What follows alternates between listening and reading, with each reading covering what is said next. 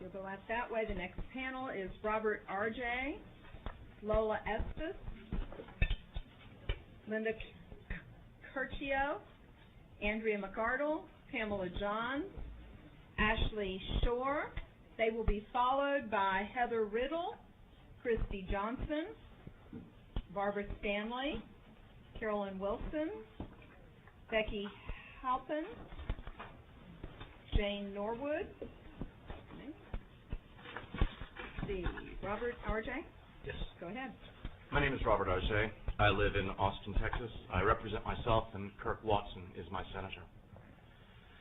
I'm concerned that there is simply no scientific medical evidence that this bill would make Texas women safer. The Texas Medical Association, the Texas Hospital Association, and the American Congress of Obstetricians and Gynecologists have addressed this bill's proposed changes. Have they found any scientific medical evidence that proposed changes are necessary for performing safe abortions? No. In fact, all three of these medical organizations strongly oppose this bill. Has, then, the Texas Department of State Health Services found any evidence to suggest this bill's proposed regulations are needed? No. And they have testified to that fact. Is there any scientific medical reason to require even a non-surgical abortion to take place in a surgical center? No. Will requiring doctors to perform abortions to obtain admitting privileges at a hospital within 30 miles increase the safety of Texas women? No. Any Texan who requires emergency medical care is already guaranteed that right under law.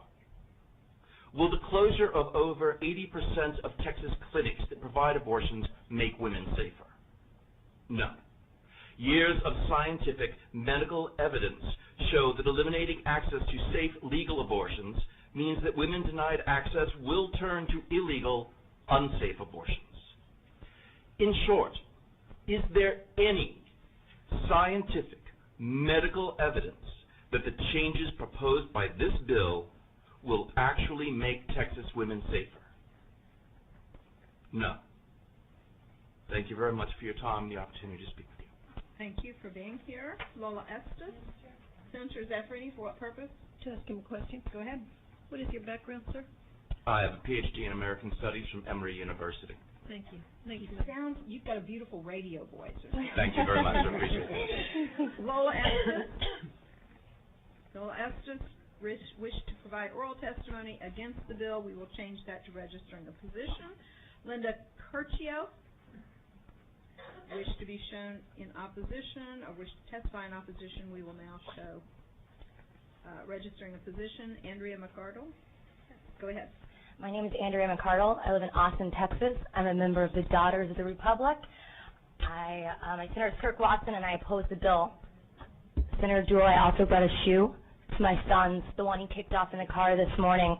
It's a $35 shoe. He'll need more in 2 months. I can afford these because I waited to have children with my partner. You'll also have to excuse me because I can't stop burping. I'm nauseous. I'm about to wet my pants. I'm more miserable physically than I've ever been because I'm pregnant. It's also mentally trying, but I do it because I want to have a family with my partner. I got to this point healthily only because of these clinics, like these 37 that you plan to shut down, because I didn't have health insurance. These clinics, like Planned Parenthood, taught me how to have safe sex. Birth control, testing and treatment for STDs, pap smears, including ones for abnormal pap smears because of HPV, Plan B because of accidents that men had, and this is a modest sex life that I've had. I was able to afford all this as a student and on part-time jobs, and it terrifies me that you're going to take away this option from women in West Texas and South Texas, rural women, young women who deserve birth control. Birth control, the only thing that will reduce abortion rates. I beg of you to have empathy on these women, these young girls. Thank you. Pamela John. You're not Pamela. Pamela wished to provide oral testimony against the bill. We'll change that to registering a position. Ashley Shore. Go ahead. Thank you, Madam Chair. My name is Ashley Shore, and I am a Texan, and I oppose SB 1.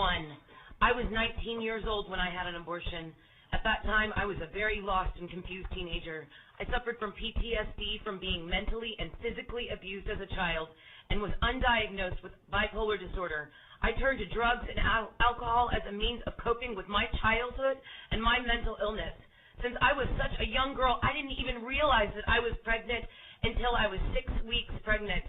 I chose to abort the fetus knowing that I was unfit to be a mother. If I had taken my pregnancy to term, at best, the baby would have had to have been raised without me. My worst fear was that I had damaged my pregnancy with the drugs and alcohol, and I would have to give birth to an unhealthy newborn. My decision to have an abortion was not easy, but one that I do not regret. Today, I am in a position to plan pregnancy in my family. I run a small business where I employ 5 women, and I cannot afford health insurance for them and can barely afford it for myself. All of our female health care needs are provided through the clinics that are going to be closed if SB 1 passes. If you vote to pass this bill, it is estimated 24,000 unwanted children will be born between 2014 and 2015, causing the state of Texas $273 million in Medicaid funds, and it will lead to a dramatic increase in crime in 15 years. Because you see, the women that will not have access to the services that I had as a teenager will end up with a child that they do not have the financial ability nor the necessarily life skills required to raise a child.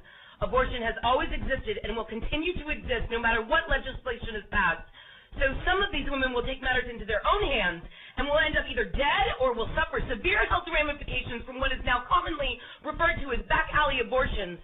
I implore you to consider the overall health of women. Please do not punish all women for making their own choices about their reproductive health decisions. Let there be a separation of church and state and allow for God to remain outside of our government and inside the hearts and souls of a woman's moral decision and the right to choose. Thank you. Thank you to this panel.